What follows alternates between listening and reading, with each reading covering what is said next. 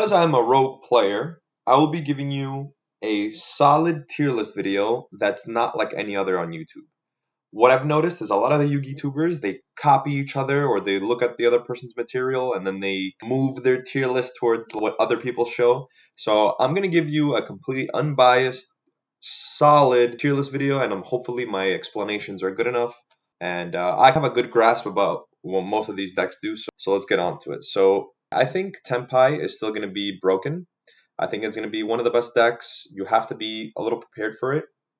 They lost consistency, but I think it's a deck that can still play so many board breakers. If you're not ending on negates, if you're not ending on solid disruptions, Tenpai could for sure steal the win.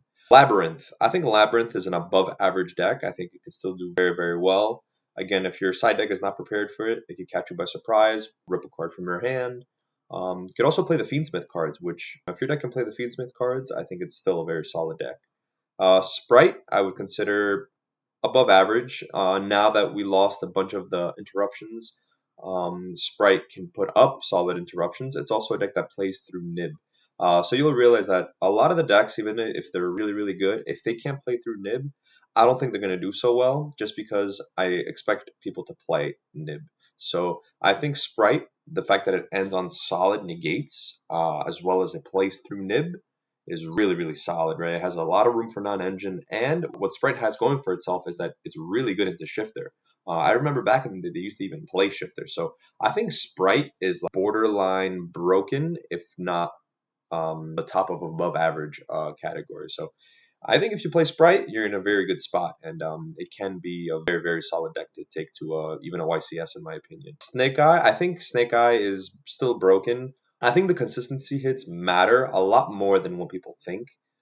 They lost a little bit of its grind game, but it's not as resilient as it is to certain cards like DD Crow, the spell card Monster Reborn. So I think the deck is still very, very good, just because it has so many starters still.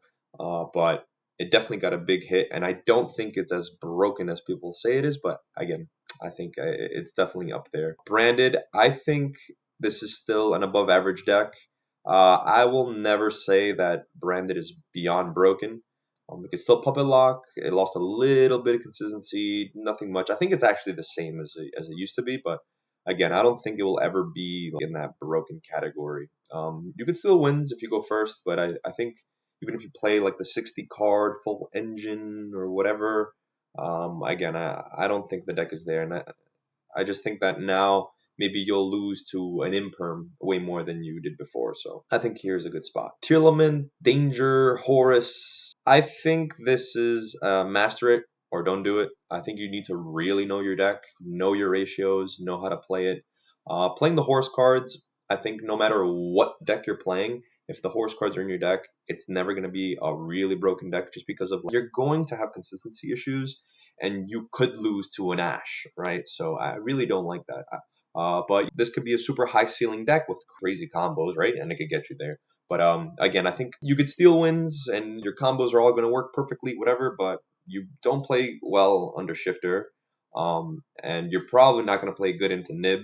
Droll could possibly hurt you, and then in the course of that, in the long tournament, it could really catch up to you. So you might do well in like a small local, right? But in the course of a long tournament, it's not going to be that good. I think Voiceless Voice is above average deck.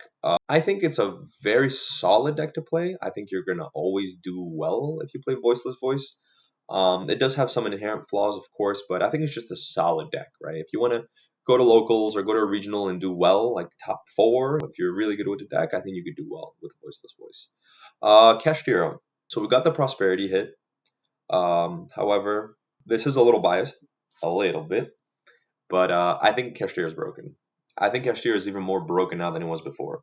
However, with everyone playing Nib, you really have to be careful, and you really need to shape your side deck and your utility cards for Nibiru, playing around Nibiru. I think Cash is broken. I think the Unicorn is broken. I think Birth is broken. So I think it's a solid deck you could always play, and you're always going to do well. You're going to have Shifter. You could have look at my profile, see the builds I have. I think Shifter is really, really good, and Cash is very, very good. Gimmick Puppet. I think this is an above average deck. This is a very, very solid deck still to play. I think it's extremely scary. If your opponent doesn't open a hand trap, I think you could still FTK. So that's crazy. The field spell is ridiculous. Dragon Link or Dragon Control, I would put it as a master it or don't do it. I feel like you have to be a really good Dragon Link player, really know your lines, really know how to side deck with it, and you'll do well. Drytron, again, master it or don't do it. It's a good deck, don't get me wrong. But again, you have a lot of cards to play through now. Bestials, DD Crows, Nibs. You have to put up negates before you start doing your crazy combo. So I think it's master it or don't do it. Flu, I would put it down here.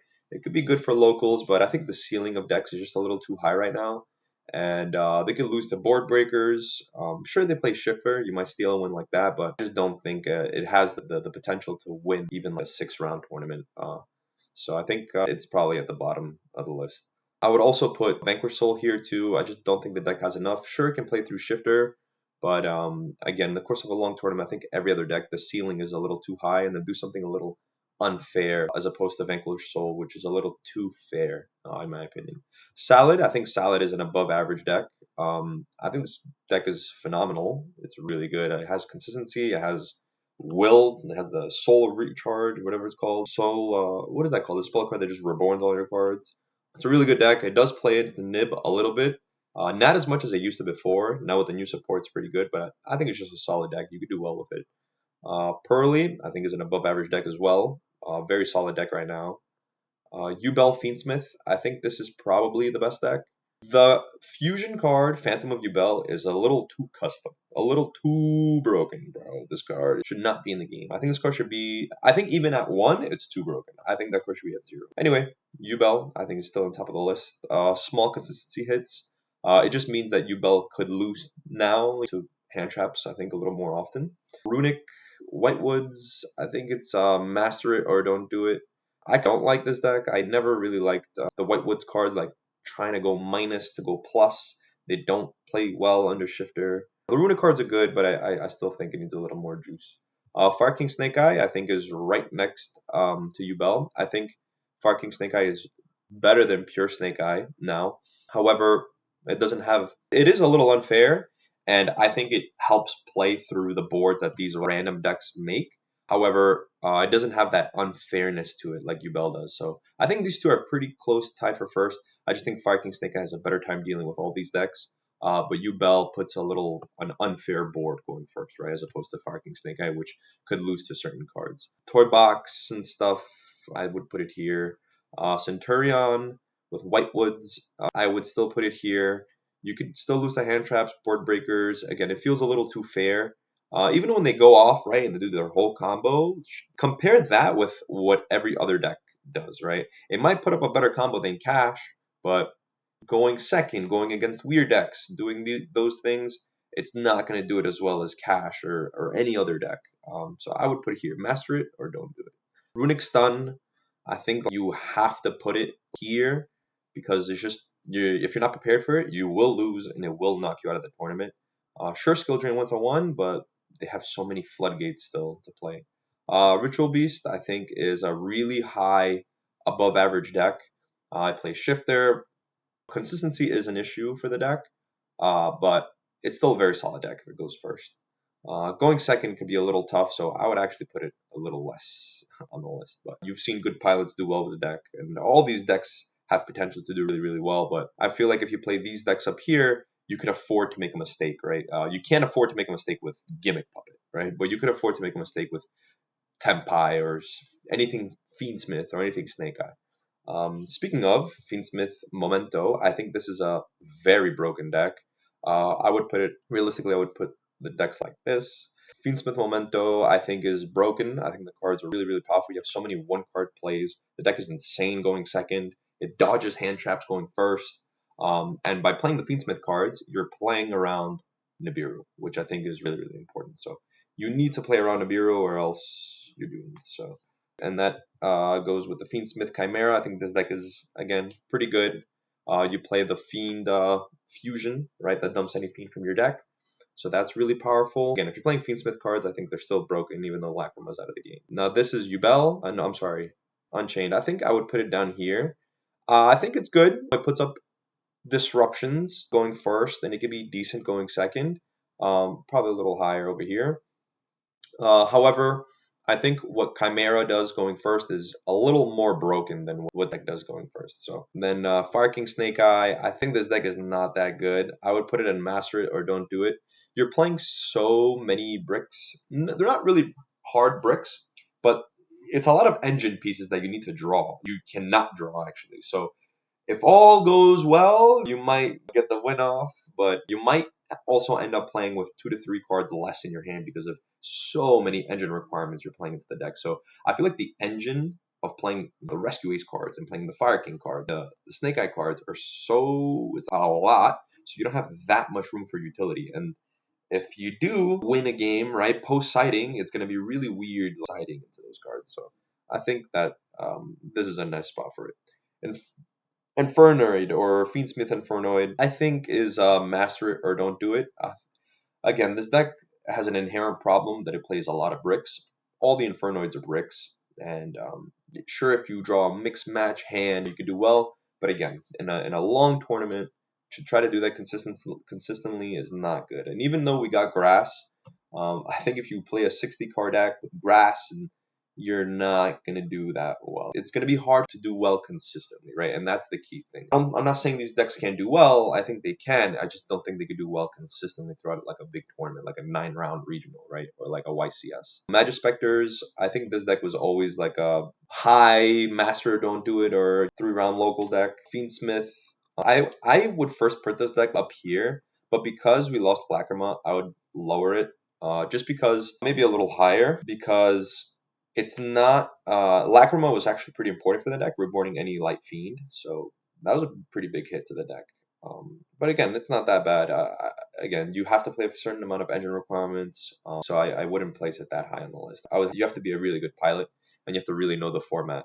Plants, I think this Master or Don't Do It again. I think it's pretty broken. Melodious, I would put below above average. I think this deck catches people by surprise, and it's actually broken. You know, it has a 1 card plays, and if you don't win on the crackback and you don't kill them, they could their turn 3 is insane. So I think that this is an insane deck actually. Low key, you could do really well with it at an event. There's some other decks that I would like to mention. Maybe Volcanics is a deck that I genuinely like enjoy playing. I would place that in Master or Don't Do It. Let me know if there's a deck that I haven't mentioned. Maybe Heroes. I know people play Heroes. Master or Don't Do It kind of deck. Let me know what you guys think. This is my personal, obvious tier list video. I know my views are a little bit different than most people. And the only biased thing I see is maybe Kashtira, but I genuinely believe this is true. And I personally, from playing the game and going into tournaments, this is the list that I came down with. And let me know what you guys think. I think almost every rogue deck is broken now. I think the ban list, the effects that it had were minimal. I think the Snake Eye cards are still broken. Temp Eye cards are still broken. You still have to prepare for the same thing. However, it did open up the game a little bit, and I think rogue decks just got that bump, and the broken decks got decreased a little bit just because you can't hand on hard negates. And the fact that Nibiru is really good now, everyone's gonna have a shot at winning. I think you could play your rogue deck, master it, and you could do really well this format. I think any deck you play, as long as it is able to play through Nib, or you have some strategy against Nib, you can do well this format. So that's it. It's an above average tier list video.